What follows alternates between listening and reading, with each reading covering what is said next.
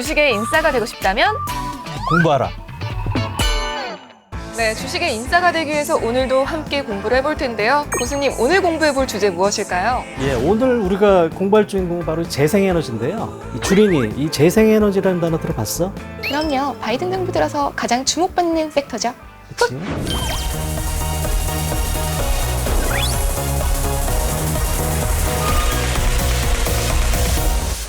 2015년도에 이제 파리 기후 협약을 채택하면서 이 많은 국가들이 이 탄소 중립을 선언하고 있는데요. 특히 이제 그 미국과 유럽 같은 경우는 2050년을 탄소 중립을 목표로 선언을 했습니다.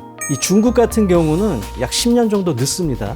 2060년을 이 탄소 중립을 목표로 선언을 했고, 비화석 에너지 부분을 2025년까지 현재 15%에서 20%까지 늘리기로 했는데요. 2050을 달성하기 위해서는 재생에너지 비중을 90% 이상까지 늘려야 되는 게 현실이고요.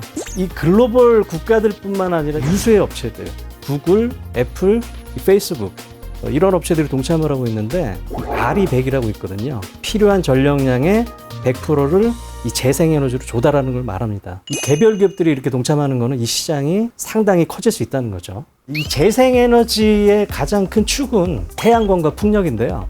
그래서 이제 태양광 에너지를 먼저 설명을 좀 드리겠습니다. 태양광 에너지는 정부의 보조금 혜택 없이도 가장 싸게 만들 수 있는 그런 발전원이 됐는데, 특히 이제 5년 동안 성장률이 한 24%에 달했습니다.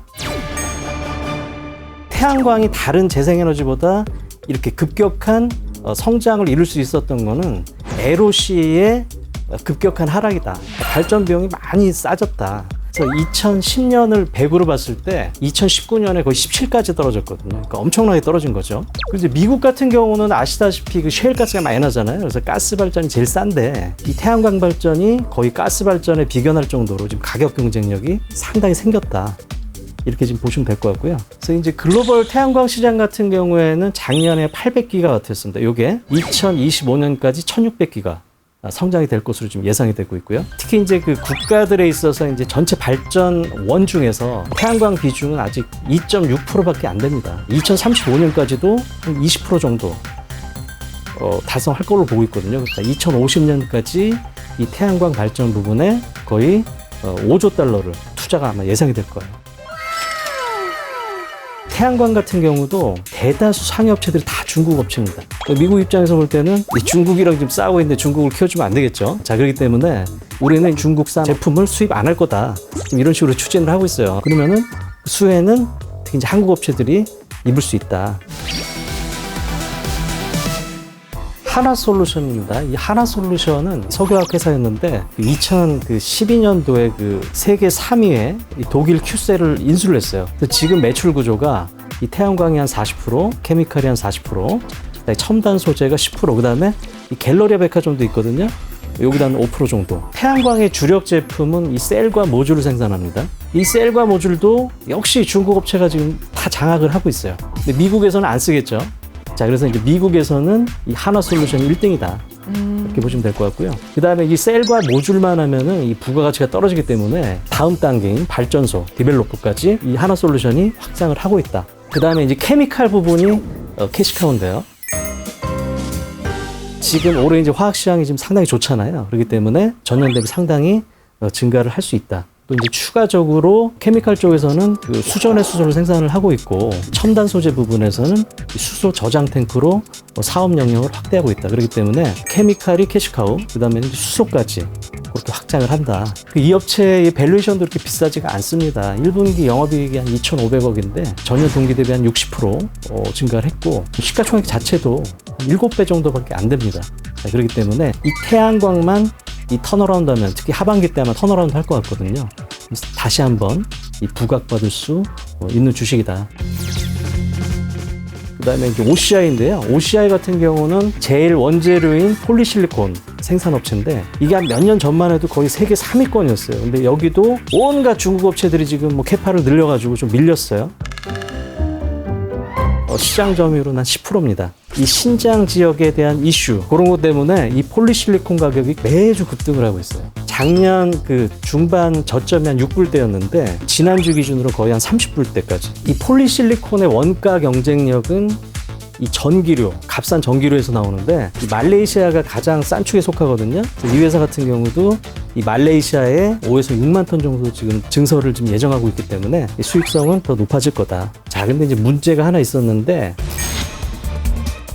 이 폴리실리콘 가격이 맨날 오르는데 이 주가는 사실 좀 지지부진하거든요. 그 이유가 국민연금에서 이 석탄 채굴 및 이 석탄 발전 기업에 대해서는 투자를 배제할 거다. 논의가 좀 있었어요. 네. 이 업체 같은 경우에는 일부 사업부로 석탄화학이 있습니다.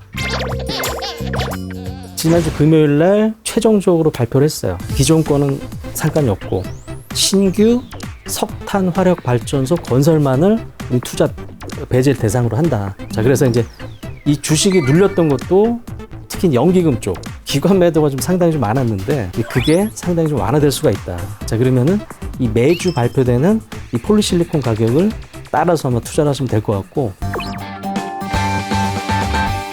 사실 그 정도는 아니죠. 그 정도는 아닐 거고 최소한 지금의 가치는 너무 싸다. 교수님 기잘남이시잖아요. 예.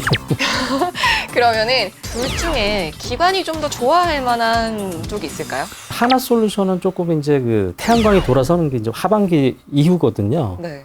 주가도 사실 어떻게 보면은 작년 대비해서 많이 올라인 상태고, 그래서 단기적으로는 OCI가 낮다고 보는데 아까 말씀드렸다시피 국민연금에서 투자 배제한다. 그런 게 계속 있어가지고 그래서 네. 이제 기관들이 계속 팔았거든요. 근데 그게 이제 해결이 됐기 때문에 이 기관 수급이 들어올 수 있는 거죠. 그리고 단기적으로도 이 폴리실리콘 가격을 반영을 시켜야 되거든요, 사실은.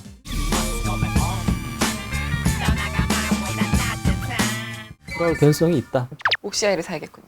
이제 풍력 에너지를 설명을 드릴 건데요. 글로벌 풍력 시장 규모도 작년에 한 700기가에서 2025년도에 1000기가까지 성장을 할 것으로 예상이 되고 있고요. 전체 신규 풍력 설치되는 그런 비중을 보면은 2019년도에 한 10% 정도였습니다.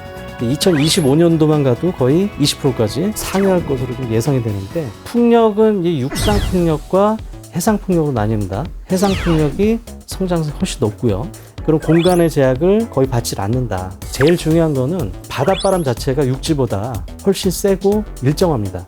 자, 이렇기 때문에 향후에 이 풍력 시장은 해상 풍력 시장 위주로 발전할 수밖에 없다. 특히 이제 해상 풍력 쪽에 이제 국가별 비중을 보시면은 영국, 독일, 중국, 덴마크 순입니다. 그러니까 미국은 트럼프 시대 때 거의 투자를 안 했어요. 바이든이 바뀌면서 동부 쪽 연안을 중심으로 미국 쪽은 대규모 투자를 예고하고 있기 때문에 이쪽이 상당히 좀 부각이 좀 될 수 있을 거고요. 해상 풍력 같은 경우에는 작년에 한 6기가 정도였거든요. 2030년도만 가면은 32기가까지 약 5배 정도 성장을 할 것 같고요. 국내 같은 경우도 2030년까지 한 12기가와트까지 지금 목표로 하고 있습니다. 특히 이제 해상 풍력에서 필요한 거는 바다에 내리 꽂을 수 있는 또는 떠 있는 부유식의 어떤 하부 구조물이 필요하거든요. 그래서 기존에 없었던 이 하부 구조물 시장도 성장을 시킨다. 풍력 발전기를 한번 좀 뜯어보면은요, 날개 같은 경우는 상당히 핵심 부품이거든요. 그래서 이런 거는 이 터빈 업체들이 약 55% 정도 과점하고 있다. 국내 업체들이 할 수 있는 게 이 타워라든가 베어링, 해상 풍력에 새로 들어가는 하부 구조물, 이런 것들을 하고 있다고 보시면 될 것 같고, 먼저 CS 윈드입니다. 이 CS 윈드는 이 전 세계 이 풍력 타워 세계 1등 업체예요. 특히 이제 중국을 제외하고 전 세계 마켓 시어가 한 16% 정도를 차지하고 있고, 주요 고객사도 아까 말씀드렸던 대부분의 메이저 업체들 다 하고 있습니다. 해외 법인을 보시면은 크게 이제 아시아랑 유럽 쪽으로 나뉘는데, 미국 쪽 시장에 대응을 하기 위해서 미국의 현지 타워 업체를 인수하거나 또는 이 자체적으로 법인을 아마 세울 거거든요. 특히 이제 그 4월 말 현재 그 수주 잔고를 보면은 올해 목표치가 8.5억 달러였습니다. 거기에 4월 말 현재 50%를 지금 달성을 했어요. 자, 그리고 1분기 실적을 보시면은 분기 최대 영업이익률이 13%가 나왔는데, 후판 가격이 상승했는데 이렇게 영업이익률이 높게 나왔다는 건 판가를 바로 전가할 수 있는 사업 구조다. 이 추가적인 성장 동력원으로 기존에 하지 않았던 하부 구조물까지 진출을 검토하고 있습니다. 그리고 중요한 거는 올해 예상 매출액이 한 1.1조 정도 되는데 2023년도에 3조.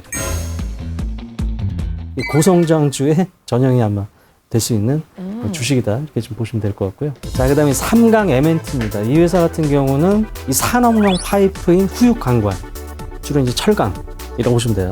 그 제조업체인데, 이 후육관관 기술력을 바탕으로 해서 조선이나 이 플랜트, 특히 이제 FPSO 같은 구조물, 해상풍력, 하부구조물, 특히 고정식과 부유식을 모두 할 수 있는 업체예요. 자, 이 말은 뭐냐면은 이 조선업의 턴어라운드를 다 얻을 수 있고 해상풍력의 성장성도 모두 향유할 수 있는 그런 업체다. 특히 이제 이 회사 같은 경우도 전 세계 1위, 덴마크의 오스테드, CIP 이런 업체들, 그리고 각국 정부들을 다 상대를 하고 있습니다. 그리고 이제 최근에 이제 공장 부지를 샀는데 이 부지는 이 해상풍력 하부구조물만 전담을 할 겁니다. 지금 매출이 5천억이에요.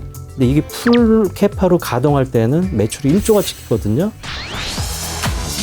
기관 같은 경우를 보시면은 그동안 계속 팔았습니다. 그리고 공매도가 또 나오면서 외국인과 기관 매물도 다 두들겨 맞았는데 이게 한 일주일 전부터 지금 돌아서거든요. 그래서 제가 볼 때는 지금 시점이 상당히 괜찮을 것 같다. 지인 중에 CS 윈드를 거의 1년 가까이 들고 있는 친구가 있는데 작가님 한숨 소리가 막 들리네요. 시장의 패션이 올해 내내 지금 뭐 빠르게 지금 바뀌고 있거든요. 이 성장주에 대한 그 패션이 또 올 수도 있는 거고, 차트상으로도 상당히 지금 뭐 돌아서는 구간, 또 수급상으로도 이 돌아서는 구간이기 때문에 저는 뭐 신규 매수로도 가능하다 이렇게 볼 수 있겠습니다. 이 ESS라고 많이 들어보셨잖아요. 에너지 저장 시스템입니다. 그렇기 때문에 미리 햇빛 좋고 바람 세게 불 때 다 저장을 해놔요. 그리고 이제 나중에 필요할 때 계속 쓰는 거죠. 거기에 대해서 크게 구애를 받지 않을 거다. 이렇게 보시면 될 것 같습니다.